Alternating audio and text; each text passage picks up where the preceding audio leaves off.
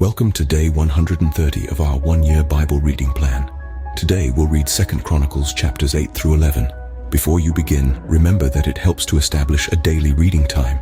Begin with a short prayer, asking the Holy Spirit for wisdom and understanding.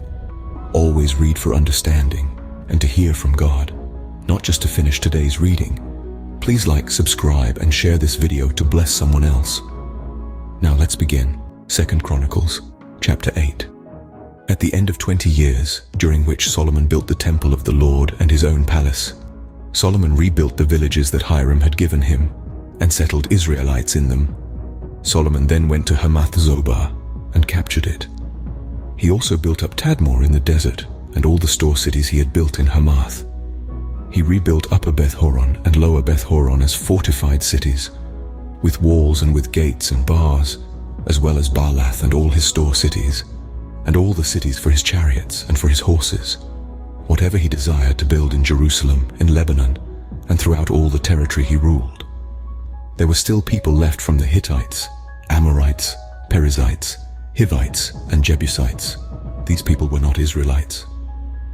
Solomon conscripted the descendants of all these people remaining in the land, whom the Israelites had not destroyed, to serve as slave labor, as it is to this day. But Solomon did not make slaves of the Israelites for his work. They were his fighting men, commanders of his captains, and commanders of his chariots and charioteers. Verse 10. They were also King Solomon's chief officials, 250 officials supervising the men. Solomon brought Pharaoh's daughter up from the city of David to the palace he had built for her.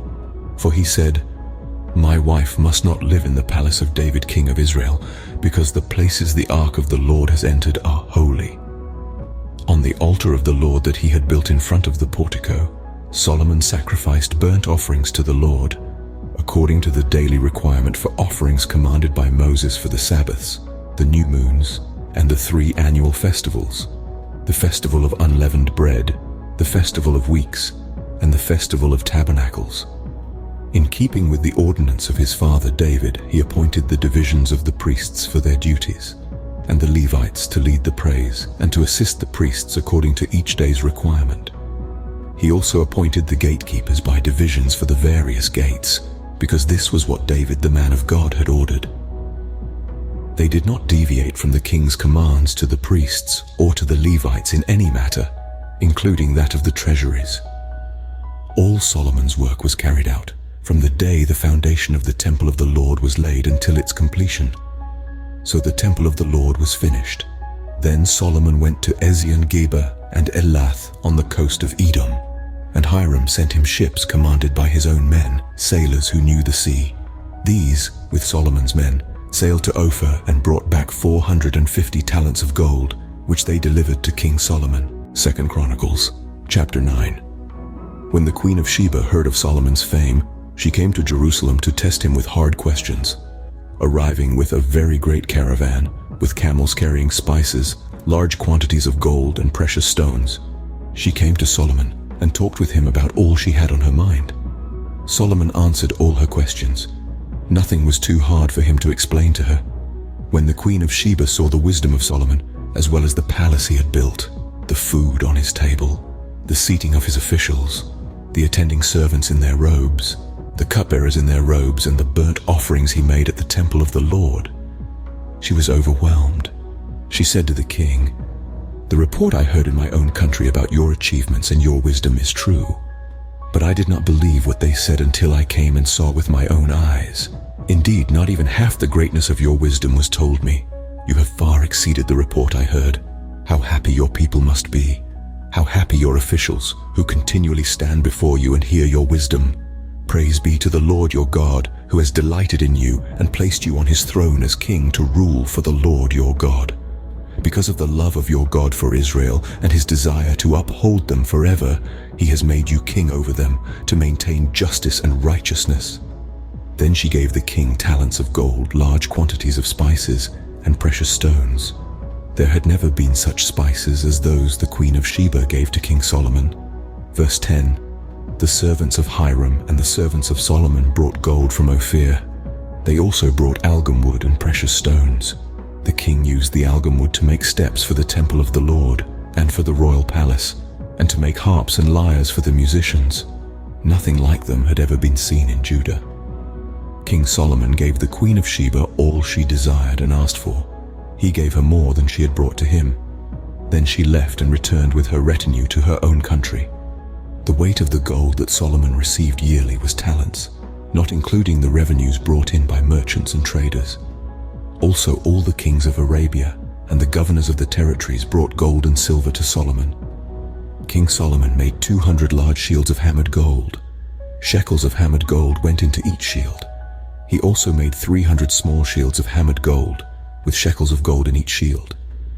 The king put them in the palace of the forest of Lebanon. Then the king made a great throne covered with ivory and overlaid with pure gold. The throne had 6 steps, and a footstool of gold was attached to it. On both sides of the seat were armrests with a lion standing beside each of them. 12 lions stood on the 6 steps, one at either end of each step. Nothing like it had ever been made for any other kingdom. Verse 20. All King Solomon's goblets were gold, and all the household articles in the palace of the forest of Lebanon were pure gold. Nothing was made of silver, because silver was considered of little value in Solomon's day. The king had a fleet of trading ships manned by Hiram's servants.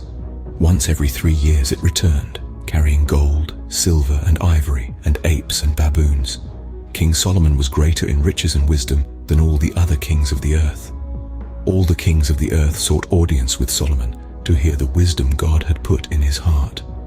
Year after year, everyone who came brought a gift, articles of silver and gold and robes, weapons and spices, and horses and mules. Solomon had 4,000 stalls for horses and chariots, and 12,000 horses, which he kept in the chariot cities and also with him in Jerusalem.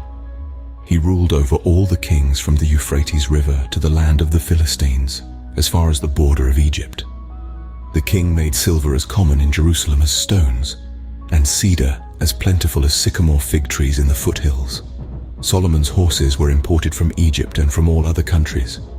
As for the other events of Solomon's reign, from beginning to end, are they not written in the records of Nathan the prophet, in the prophecy of Ahijah the Shilonite, and in the visions of Iddo the seer concerning Jeroboam son of Nebat?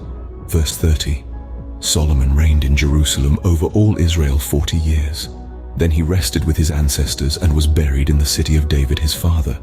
And Rehoboam his son succeeded him as king. 2 Chronicles, chapter 10. Rehoboam went to Shechem, for all Israel had gone there to make him king.